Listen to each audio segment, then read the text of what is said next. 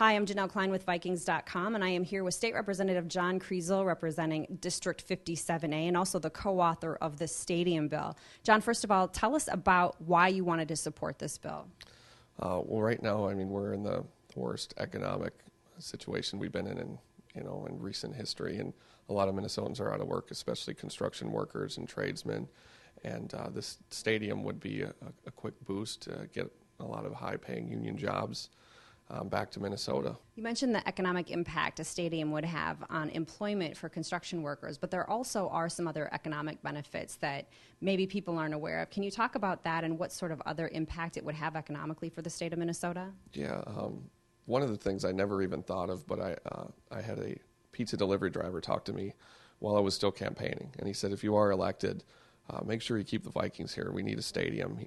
He's not even a football fan, but he supports his family based on his tips, and Sunday is his largest day of tips, and he said it would crush him, and it would crush his family if they did leave. And it just the effect all the way down to the grocery stores that are filled up Sunday before the games. Everyone rushes out to get their snacks and stuff like that.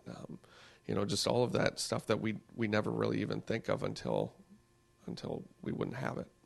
In addition to the effect this would have on the Minnesota Vikings and being able to keep the team in town, this also might provide the state with having the opportunity to host other sporting events. Is that something that you also considered behind this bill? Absolutely, because it would be roughly 10 days a year, not including any playoff games, that the stadium would be used for the Vikings.